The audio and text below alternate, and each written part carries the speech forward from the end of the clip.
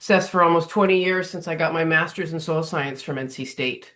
So I've been working for a long time with organic and sustainable vegetable production in my job as well as personally. So I hope to share with you today some tips and um, guides to really setting yourself up successfully to have a summer garden. It's always a mixed bag of who your audience is, so hopefully we'll have some information for everybody.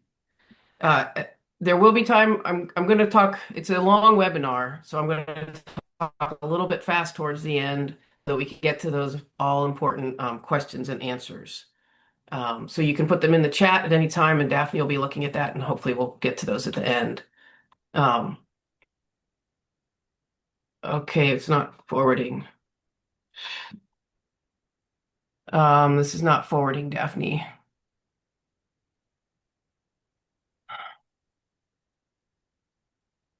My presentation is not forwarding.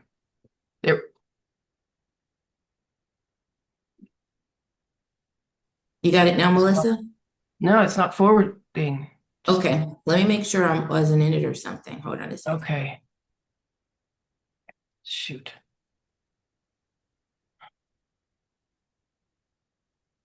Okay, I got it. I'm not sure where Daphne went, but I got it. Okay, so practical guide to growing your summer harvest. Um, I'm going to spend a lot of time on my first 9 slides because I want to focus on planning to set ourselves up for success. Um, it being a webinar, I had to put the slides in some sort of order, but really it's a holistic process. It doesn't have step A, B, C, and D. So let's get into the planning process. So what I'm discussing is sitting at your kitchen table or desk in January or February and sitting down with a notebook and I think someone has their if someone could mute, yeah. Um, and planning. So we're going to decide what do we want to grow would be the first thing we want to do. What do I want to grow this summer?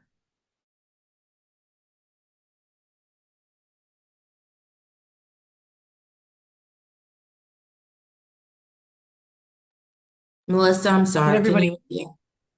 Yeah. can Yes, everyone? sorry. Okay, I'll start from the beginning. The first step in our planning process is going to be deciding what it is we want to grow.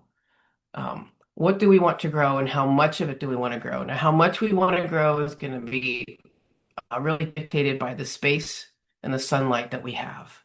But really key is to think about how will I take care of it? So we might have really lofty goals, but we need to be realistic in deciding what we can take care of. So we've decided what it is we want to grow for our summer garden. Oh, informing that is going to be what's the purpose of your garden? Do you want a kitchen garden, something that you can have, fresh daily consumption all summer long? Are you more focused on harvesting quantities that are suitable for canning or freezing or drying? Maybe you're a market grower that wants to refine your process, or maybe you're a budding market grower that's producing specific crops for sale.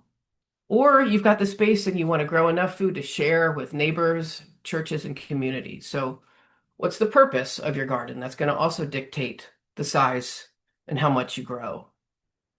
And then you can define your garden style. Are you someone with a lot of room that can do in-ground beds? This is our traditional row cropping into native soil, much better for larger spaces. Now, this you'll have to have the equipment to create something like this and think about weeding, right? That's going to be a challenge and something you can grow a lot of food, but you also have to have the capability to take care of it. Container gardens, these are great for limited space or limited sun. They offer a lot of flexibility and mobility if you need to move things around. And then raised beds, which are good for small spaces also. They're also good for large spaces. You can put a lot of raised beds in. These are really valuable if you don't have a well-drained soil. You want to add your own soil to improve drainage. They're accessible. They can even be on legs, so they're even more accessible. Weeding is much easier in a raised bed.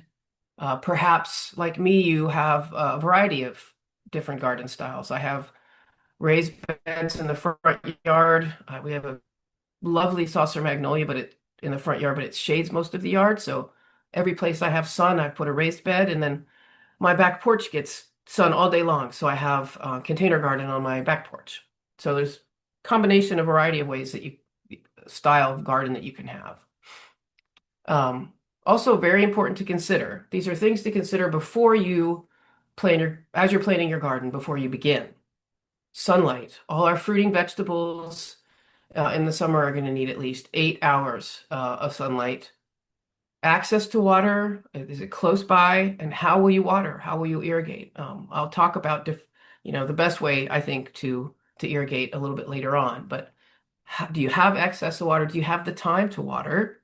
How will you fertilize? If you don't have a fertilization plan, then you might as well not plant anything because just like humans need food, plants need nutrients to grow. Now, the fertilizer can look like compost. It can look like liquid fertilizer. This isn't a plug for Alaska fish fertilizer, but this is an example of a liquid fertilizer. You take a capful and you put it in your watering can and you water this is good for like a kitchen garden. We have a couple tomatoes, a couple peppers and stuff. If you're on a larger scale, you might want to use a pelleted fertilizer. This is a pelleted fertilizer, organic or inorganic. For those of you that might not know what these numbers mean, this 10, 10, 10 here, or this 5, 1, 1, those stand for nitrogen, phosphorus, and potassium. So that's how much nitrogen, phosphorus, and potassium is contained in that fertilizer. These are low dose. This is what's called a balanced fertilizer. This pelleted is maybe more appropriate if you have a row of crops and you put those pellets down in a row next to what you're growing. Weed control, very important to consider your capability for weeding, your time and your ability to weed what you're growing. There's nothing more disheartening than planting a beautiful garden and then going out and missing a week or getting busy and then just weeds everywhere. And, it's really hard to come back from a garden that's been taken over by weeds. Pest control, another really important consideration. How will you handle pest control? And then pollinator support. I really encourage people to think about pollinator support and beneficial insect support. This can look like your neighbor has a big flower bed, or you have a flower bed, or you consider something like buckwheat, which is a really fast-growing summer cover crop. 0 to 30 days, you have this beautiful white flower. It's short, it doesn't shade things out, and it's a great habitat for beneficials and pollinators. It reseeds itself after 30 days. Buckwheat is something that can be grown within your garden or around your garden or next to your garden. So I'm going to share a resource later that talks about cover crops and talks about the different choices there are and what the different cover crops excel at. So we need to talk about our water, how we're going to fertilize, can we handle the weed control, pest control. We're going to have some resources with NC State Extension and NC State to look at that, and then pollinator support. Next to consider is the health of our soil. So soil is a living organism full of microorganisms that are solely responsible for all the cycling of our nutrients in our top, 6 inches of soil.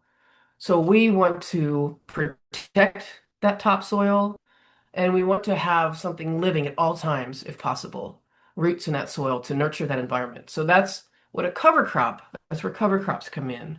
A cover crop is something that's grown in between a cash crop, like your vegetables. So maybe that's over the winter. We keep something living in the soil over the winter. So this picture here on the left is a picture of crimson clover, which is a very common winter cover crop here in North Carolina. You can see the bee enjoying those flowers in early April.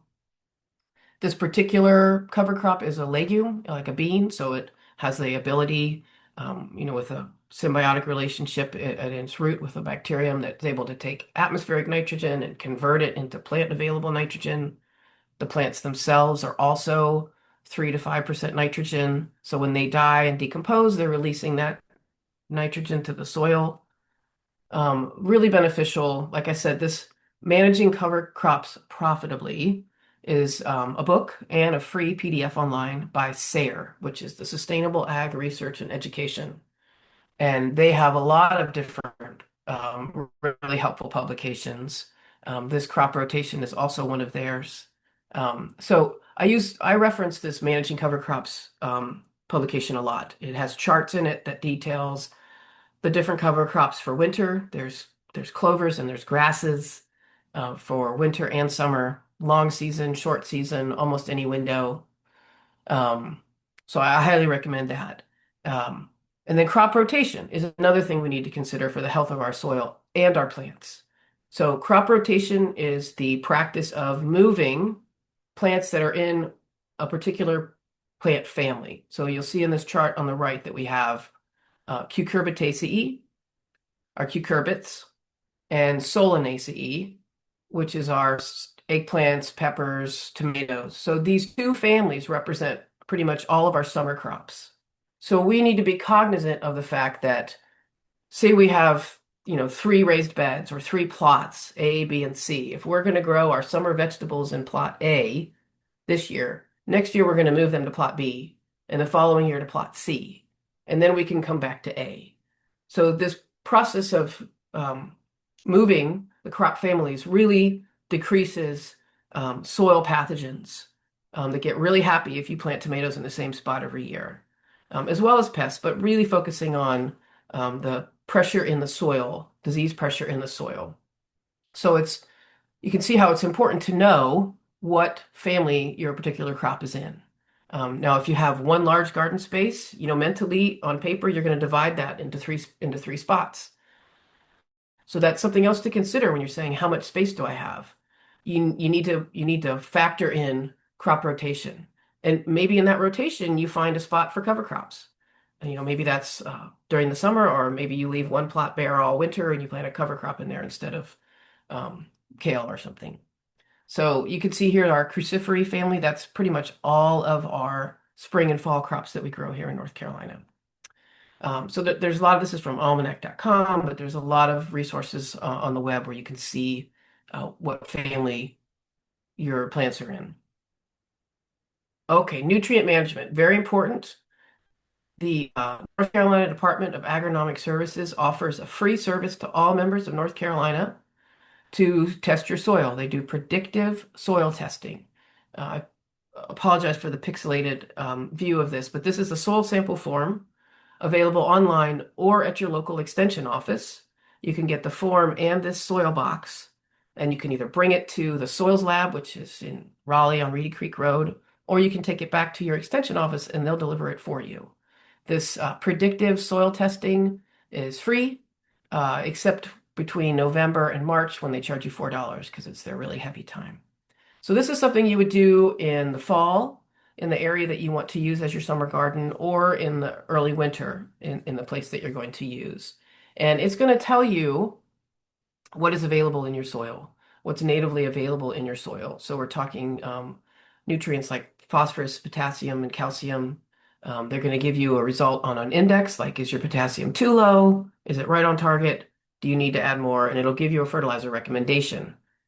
It'll also tell you what your soil pH is, which is a measure of soil acidity, and that's important because it informs the availability of the nutrients in your soil. If your pH is too low, then some nutrients aren't available. If it's too high, if it's too basic, then other nutrients are not available. So they'll give you a recommendation for liming to maybe bring that pH up. So this is a fantastic service. What these people here are doing is taking soil samples. They have a soil probe, but you can also use a shovel, a hand shovel, or a step shovel. But they're taking, the important part is that they're taking a number of samples across their planting area, combining them all together, mixing them up, aggregating them, and then putting them in the soil box.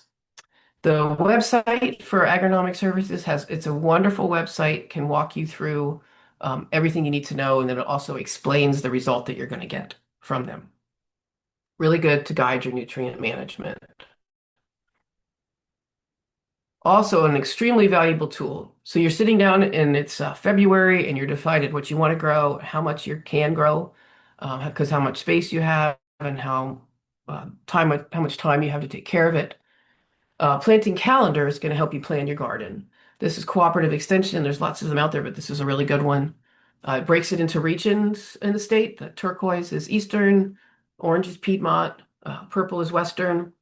And the information you can get from this calendar is um, spacing, when you can plant, and then days to maturity, which is a really good planning tool. So if we say, for example, here arugula, which really we're talking about all our lettuces here in North Carolina, it says 40 to 50 days to maturity.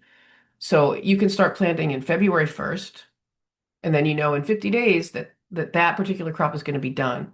And look, you have all this space to put in something else if you want. Maybe you want to go corn during the summer and or melons, and you don't want to, you're not going to use that space again. You can plant something all summer long and put in a cover crop in October.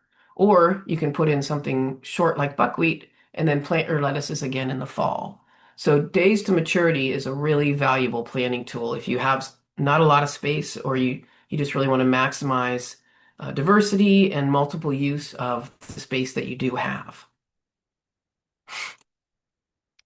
Another thing to consider, how will you start your plants? So if you have a kitchen garden with a handful of tomatoes and peppers, it makes sense to buy transplants. You're purchasing ready to plant seedlings. If you're going for canning, or you want to just plant a lot more, if you're planting a lot more, then it makes sense maybe monetarily to start your own transplants. A seed packet is a lot less. You get a lot of seeds for the price that you can get a six-pack transplants. But I put these pictures in here to show, it's not, doesn't have to be intimidating to start transplants. This is my home setup. I've had trays on the kitchen counter before with a heating pad and a different set of lights. This is my second year of doing this, and it really worked well for me. This is my laundry room. It's a really tiny room. It's got a little heating duct, so it's really warm in there. I spent like $30 on this three-tiered cart from Amazon. When I'm not using it, I just take it apart and put it in the attic. And then these grow lights, I have two of these grow lights that hang on chains, which is valuable because when you're starting transplants, you want the light really close to the trays. And then as they get bigger, you can raise the light up. Um, it's just something to consider.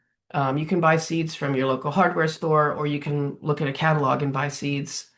A lot of times the shipping is a lot for seeds from a catalog, but I encourage you to go in with a buddy. Maybe you have a friend or a family member that also wants to grow, and so you can combine your order. You get a lot more variety and a lot more choices if you're buying from a catalog, and a lot more information when you're buying from a catalog. And also you can save your seed. If you have seed that you don't use that year, you keep your seed in a nice, cool, dry place. You can save it for another year. It's really fun to have a little catalog. Whichever way you do it, you are going to want to harden off your transplants.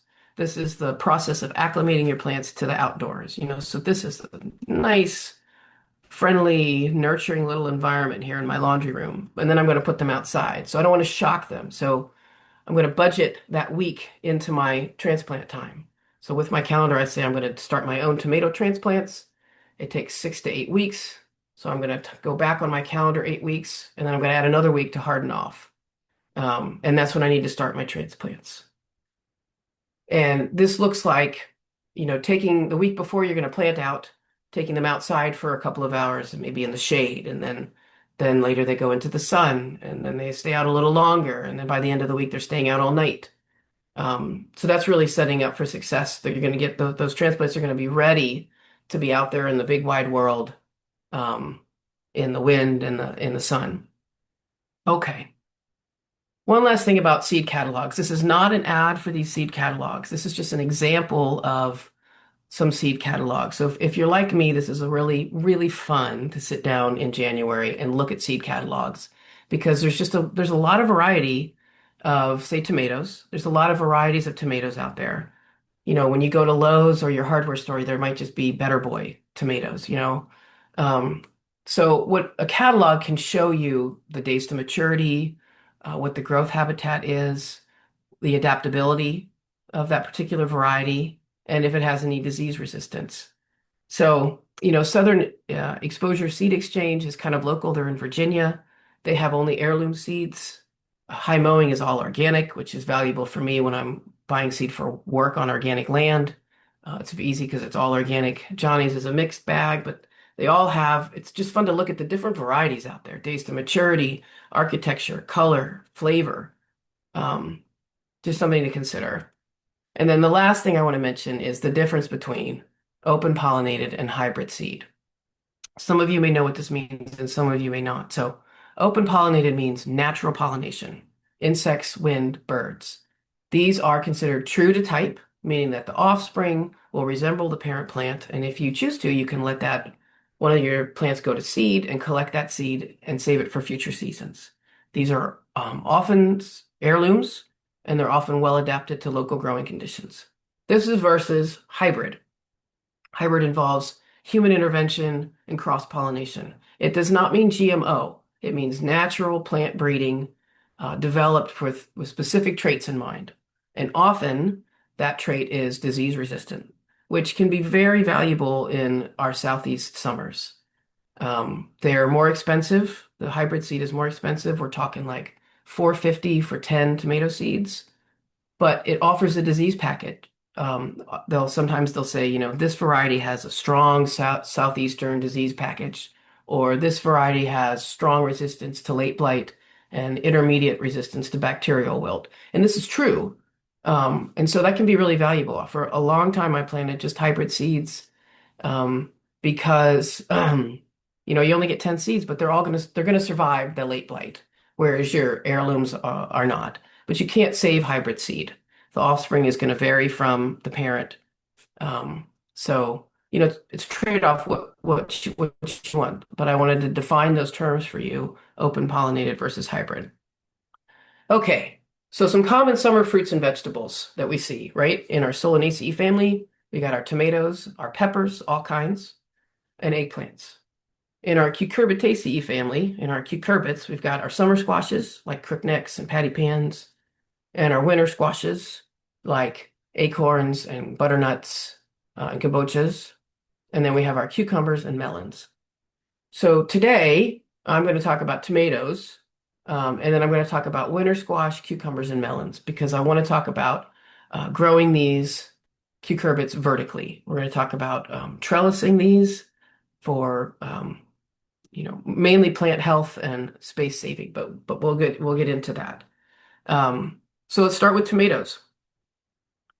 You want to decide which tomato variety is best for you.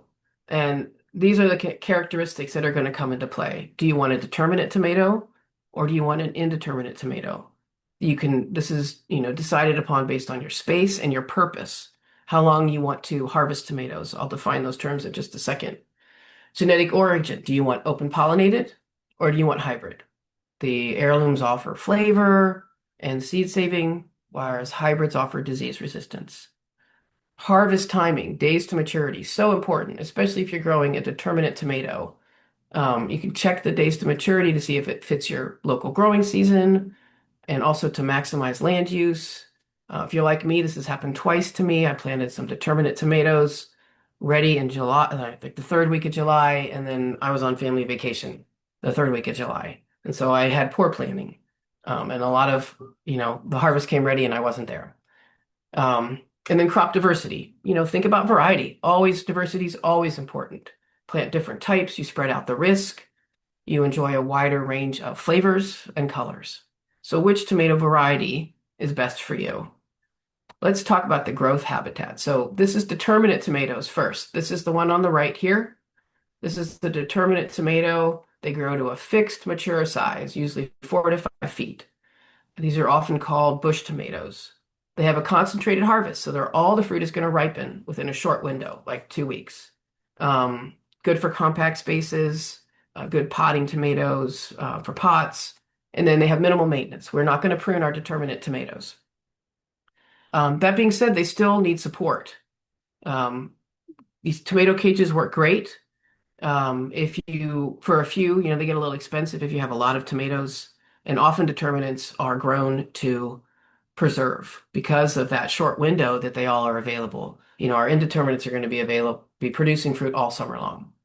But they do need support. That picture you saw, all that heavy fruit at the top of the plant, when they're all come ready to ripen, the plant will fall over.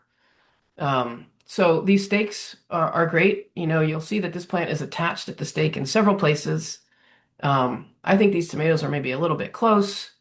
We're going to talk today. In every case, you want to maximize airflow in between your plants. This is going to decrease disease, and you want to keep vegetation off the ground to keep the soil to vegetation contact non-existent or minimal.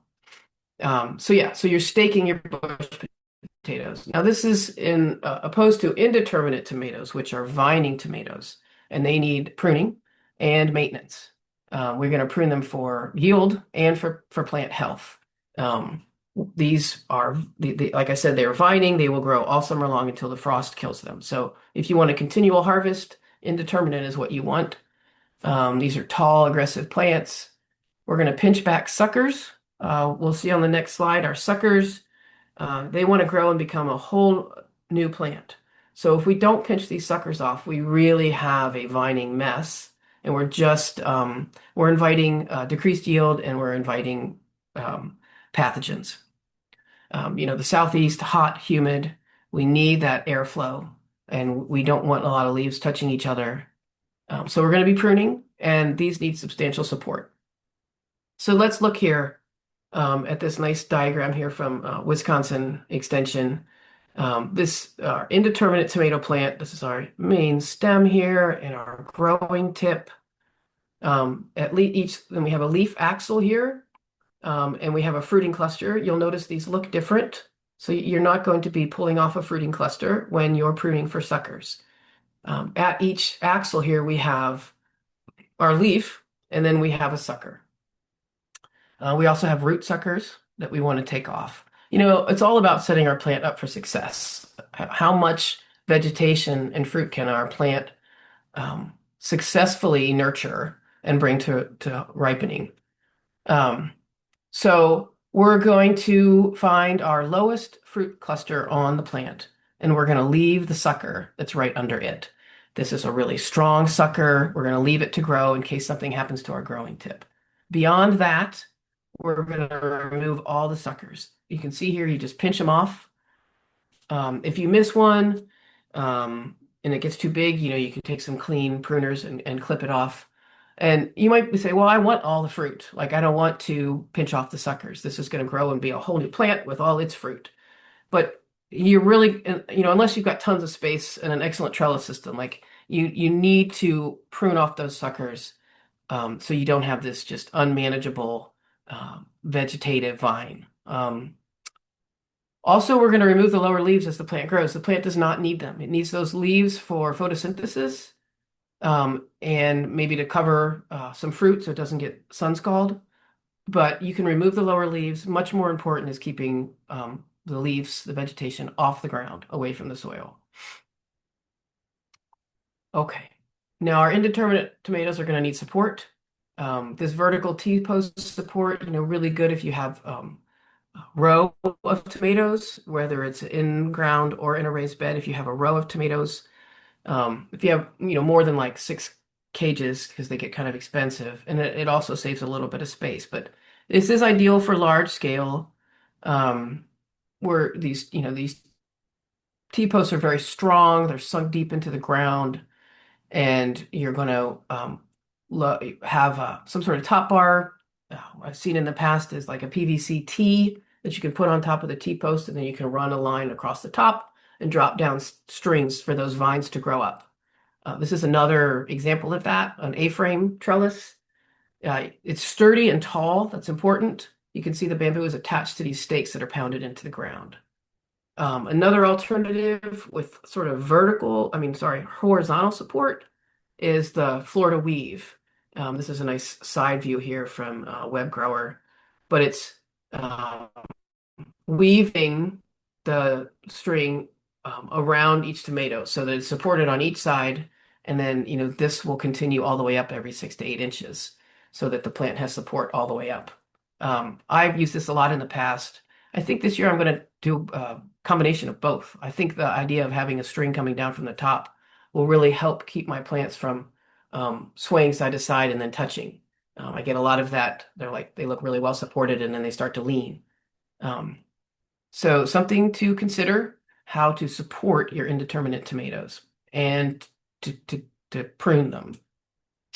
These are some options. This should be a picture of like your regular white string, natural jute, or this white polytwine, often called tomato twine. Um, the jute, I've used in the past. It doesn't last all summer. It sags in the water and the heat. This polytwine will not sag. It's strong. It's fine. It can be reused. It comes in a big roll that you can either pull from the center. It's easy to wind, or put a bar through and wind. I really, if you're going to invest in a trellis, any kind of trellis system for the cucurbits too that we'll see next, this polytwine is a really top choice. Okay, so I'm going to cucurbits now. Talk about each of them um, as in a trellis system. And the reason that I'm really pushing trellises for cucurbit, that one, you're going to get higher yields and it's more efficient. Um, and you can grow a significantly more amount of fruit vertically than you could horizontally. These cucurbits are plants that are sprawling, lots of vegetation, planted 3 to 4 feet apart, and then a mass of vegetation that you can't really walk through. It's hard to find the fruit. Yeah, not good for allowing airflow and being able to detect pathogens. So disease, raising vegetation off the ground, really important. And then, the fruits tend to be longer and straighter, and it's easier to harvest them. So let's start with cucumbers. Um, Cucumbers planted by seed usually. They need full sun, well-drained soil, shallow roots, consistent watering. The timeline, they're relatively short for summer, 50 to 70 days, depending on the variety. So you could use that space more than once. You're going to plant at the base of the trellis at 12 inches. If they're pickling varieties, you're going to cut them at 4 inches, slicing bigger at 8. Don't let them get them too big, they get seedy. I'm going to speed up a little bit, given time. I want to have time for questions. And then we do need to prune them. So let's look at pruning our cucumbers for vertical growth. After about 3 to 5 weeks, you start looking for suckers. This is our main stem here. And at each node, you're going to have a sunleaf, a tendril, a fruit, and a sucker. We're going to pinch those suckers off. And as the plant grows, you can prune off the lower leaves.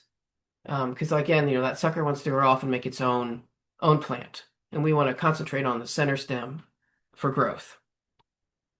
Winter squash, very similar. Our winter squashes are long season, all summer long, varieties like butternut, delicata, pumpkins, 80 to 100 days. They too like full sun, well-drained soil, compost if you can get it in there. You can grow squashes. You can grow these things on trellises in a raised bed. I'll show some examples of, trellises growing in a raised bed. So you're planting a seed late April or early May, and harvest in the fall when the vegetation dies back. We're going to grow these vertically, save space.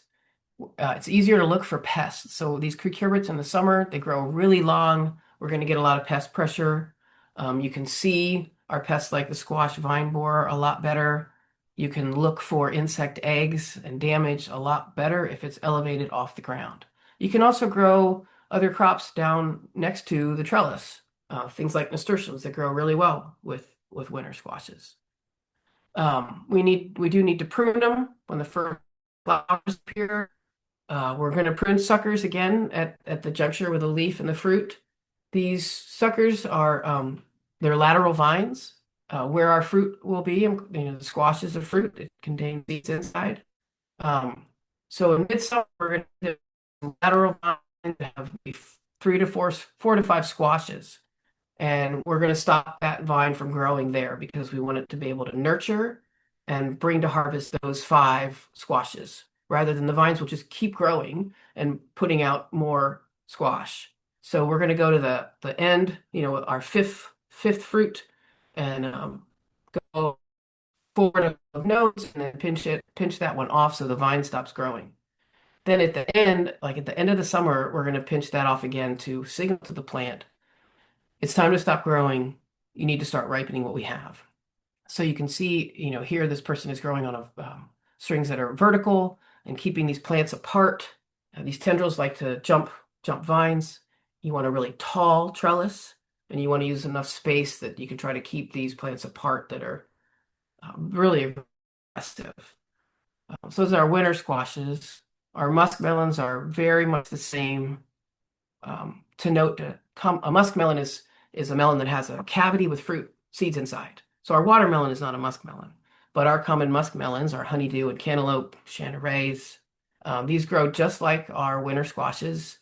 They don't like clay, so you can either grow them in a raised bed or enrich your well-drained soil with some compost.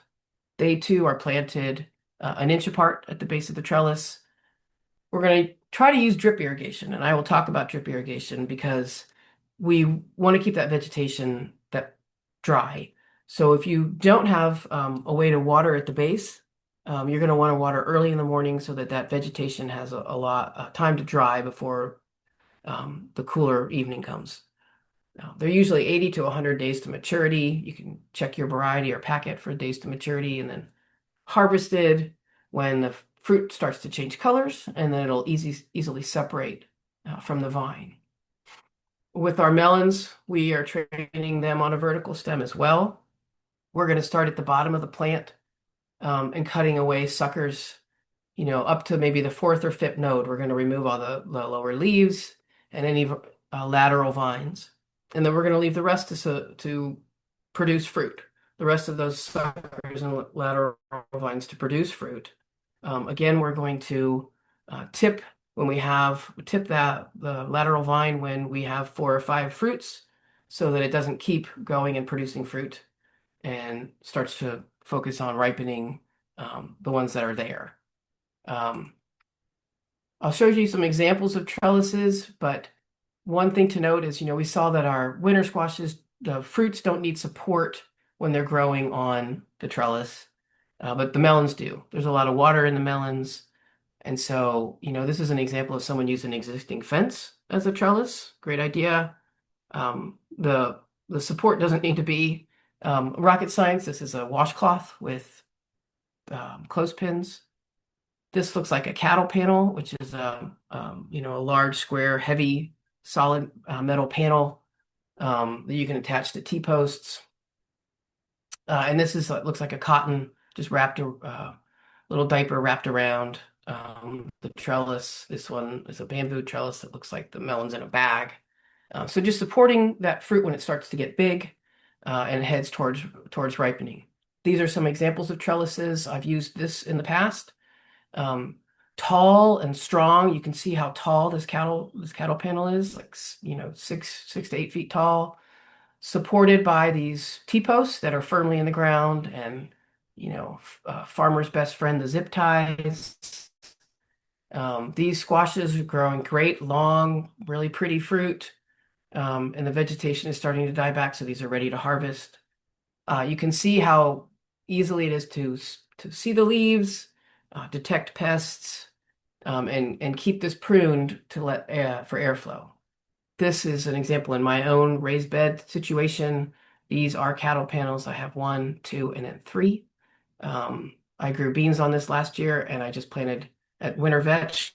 I had vetch for the winter, and then I just planted cucumbers at the base down here. I hope to grow cucumbers on this trellis this summer. I'm using my own pictures because there's no copyright on them. But bamboo works great for cucumbers and winter squash trellis. Again, emphasizing height, especially, cucumbers, they grow really fast and really tall.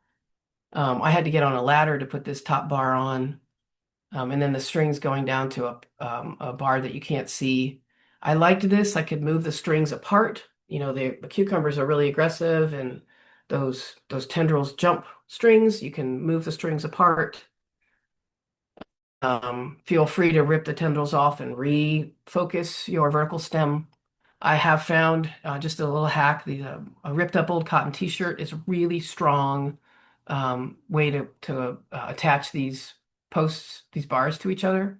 I do have the bamboo attached to a T-post, so it's really strong. This is a picture of my son a couple years ago taking down a squash trellis that we had also in a raised bed. And then also bamboo, because that's readily available to me.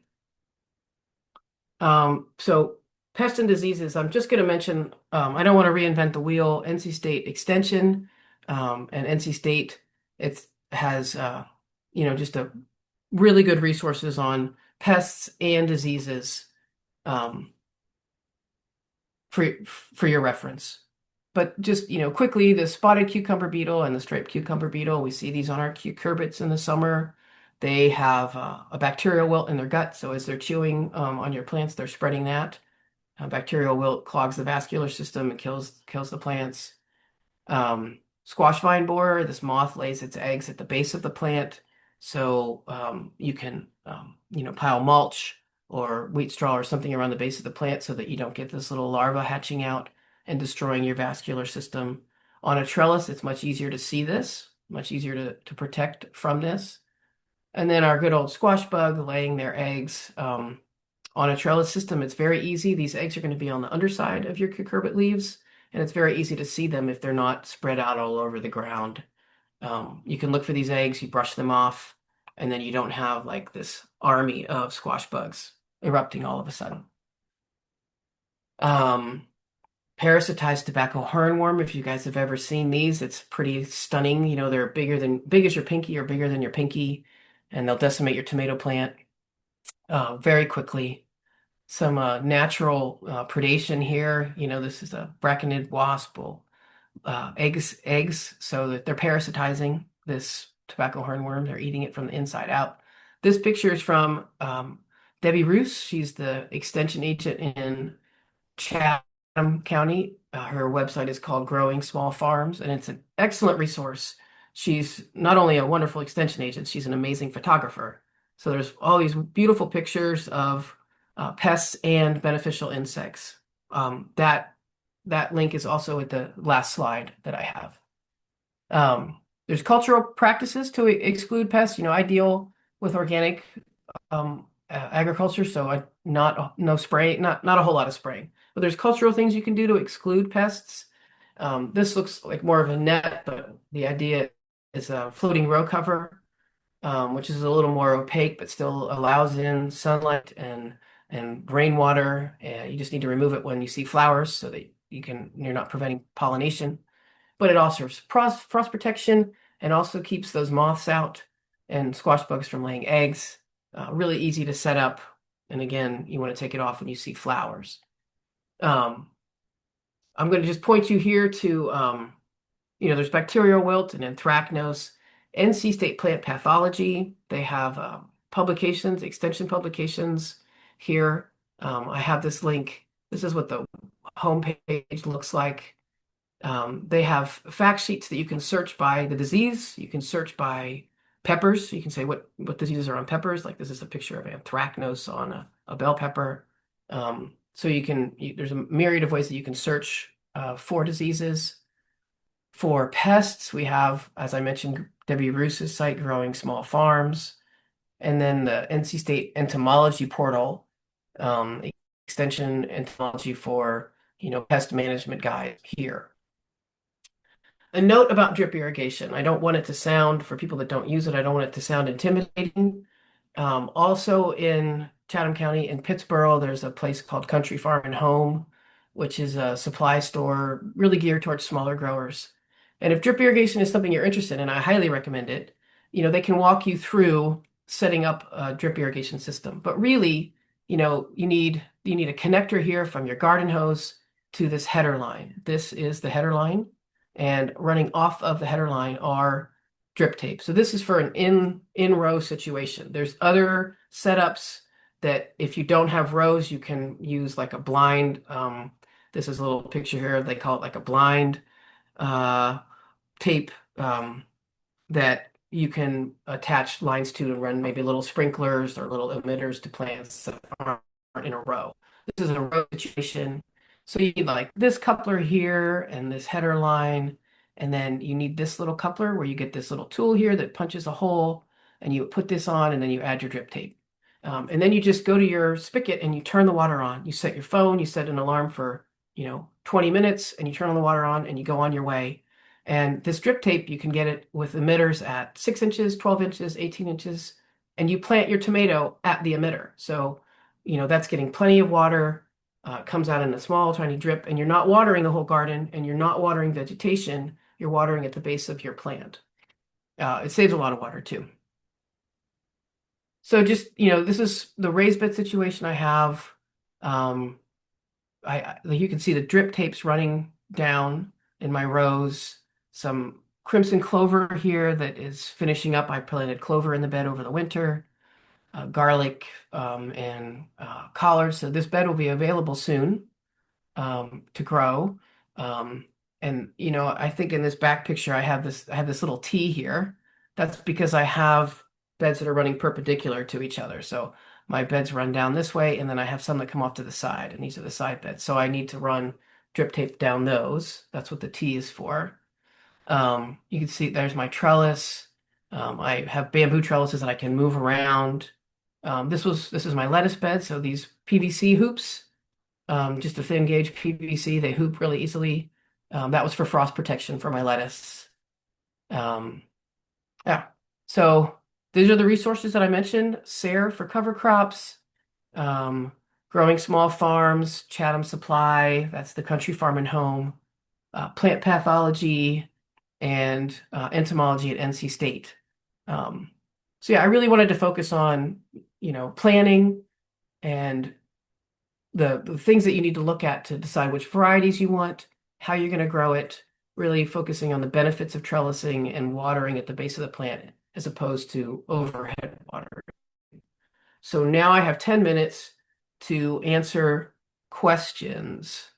If we don't get to your question, or if you come up with a question later, please feel free to email me um, anytime. Happy to follow up. Everyone that registered is going to get a copy of this recording. But if you also would like a copy of the slide deck, please email me and I will send you a copy of the slide deck. So I'm going to pivot now and get out of presentation mode and see if there's some questions that I can answer. If Daphne is there There's with one the in the chat. chat about the Okay. Alaska fish fertilizer, but it brings Yeah. flies. Oh, I've never had that experience. It is very stinky. But once I've watered my vegetables with it, I've never noticed flies. If I use it on my house plants, I take the plants outside because it's stinky. Um, but there's also, a seaweed fertilizer that's not fish fertilizer. It offers the same um, flexibility with watering with a watering can. Okay. I'm going to jump to Also, the end and go back. Go ahead. oh, no, a good cover crop for raised beds. And also, can you cover with hay or Mhm. leaves? With what leaves? With hay Oh, or hay or leaves. leaves. Yeah, I mean anything you want to put down. I wouldn't it necessarily. Oh, you mean like dried leaves? Yeah, but you might be inviting pathogens with the dry leaves. The dry wheat straw is better. Um, uh, but leaves are good. Anything if you can cover the soil, you're keeping in soil moisture, um, and you're stopping the soil to the vegetation. I don't grow on plastic. Some people do. Like that's another way to do it. Um, what was the other part of the question? What's a good cover crop for raised Oh, beds? any cover crop is good for raised beds. But if you look at that publication, there are different management. There's grasses, which are great at keeping nutrients in the soil profile. And then there's things like buckwheat or radish um, that offer other benefits. So in that book that I mentioned, or that PDF, it has charts that will show you benefits, duration, characteristics of different cover crops. So any cover crop can be used in a raised bed, but something like um, sorghum Sudan grass that grows really tall and has a lot of vegetation might be a little hard to deal with on someone that's growing in raised beds. I use my weed whacker a lot to manage cover crops, but certainly in the wintertime, crimson clover is awesome. In the summertime, sunflowers or buckwheat are great. One is all summer long. I'm talking about like black oil. It's called Paradovic is a variety black oil sunflowers that get, 5, 6 feet tall and have the large head. That grows all summer, whereas buckwheat grows just for a short period of time. And it's really, it's not expensive because for a raised bed, you might just need like a half a cup of seed. And clovers for sure you can get in your local hardware store. They often have white clover, which is a perennial, but crimson clover is not a perennial. It's an annual and it will die in the summer. Okay, so there was one earlier about recommendations for a, let's see here, small drip irrigation. Yes, Uh-huh. system. Do you have anything you recommend? I recommend what I use, but I recommend Country Farm and Home in Pittsburgh for, they're the kind of people that you could take in your notebook and your diagram saying, this is what I want to do. How can I do it? Because like I said, there's like the drip tape, which is used for rows. And then there's, blind tubing that you can take, say you have a square with like different plants all around, and you can have that blind tape that is just winding through, and then off of that blind tape, blind meaning no holes in it, to your plants. So there's different configurations for your situation. I think Country Farm and Home could walk you through that. There's also Berry Hill Irrigation in Virginia that sells a bunch of supplies, um, in Amazon. So if there's something you wanted to ask me about for your situation, by all means, you can email me. Or I really recommend Melinda at Country Farm and Home. Okay, there's another question. Neighbor has a garden with too much poo compost. She cannot stand the smell and is thinking of just digging out and replacing the soil. Alternatives to accelerated decomp. Okay, so this is the person's own soil? Looks like a neighbor has a garden with too much, can't take the smell, and wants to replace the soil. Okay, so they're going to replace their neighbor's soil. Or maybe they're looking for Um, suggestions for the neighbor. okay. Well, too much nitrogen is not good for plants. It stimulates vegetative growth rather than fruit growth. So this person either needs to stop adding. That's why this, soil sampling for NCDA, it helps you guide your nutrient management. So if this person is just putting down poop or, uncomposted nitrogen material, that's where your smell comes from. You want to use something that's composted. If it's composted, it should not smell. They need to leave that space alone for a while, and plant somewhere else. And stop adding stuff. I don't think you need to dig it out. You just need to wait it out. It will decompose. If it's poop, you could add something like, a carbon source, so that the microbes that are decomposing that poop, they need carbon and they need nitrogen. Usually things err on the side of too much carbon, but they need a balanced ratio. So maybe you need to add a little bit of wheat straw or something to encourage better decomposition in that situation. I don't know. You can email me with if you want to get more into the weeds about that. Okay, that was a really good suggestion.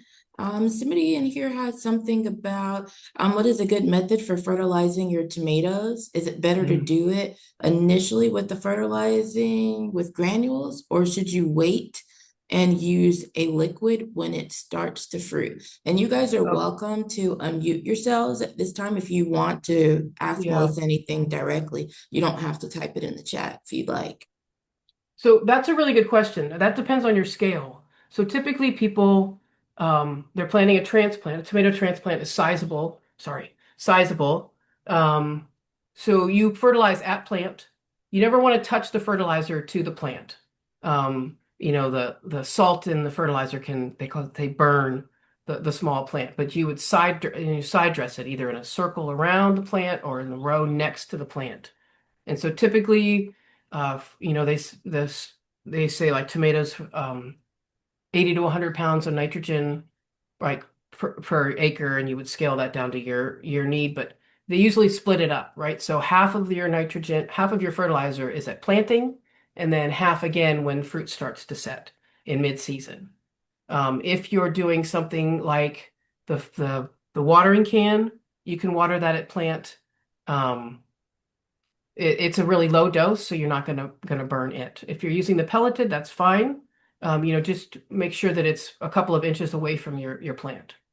And drip irrigation is really effective at, getting that fertilizer wet and then it becoming available to the plant. So I wouldn't, you can, people that grow under plastic often put all the nitrogen or all the fertilizer down at once. But it's better if you split it in two so that your plant has to be ready to use all that fertilizer you're putting down, right? If it just has two tiny roots, it's not going to be able, that's going to get washed out of the soil before the plant can get it. Okay. Another one is, do radish plants neutralize the growth of other vegetables? Not to my knowledge, no. Um, Radishes are a root crop, left to flower. They have a beautiful flower for pollinators. I'm not so well versed on companion planting. I don't know if they're an agitator to other plants.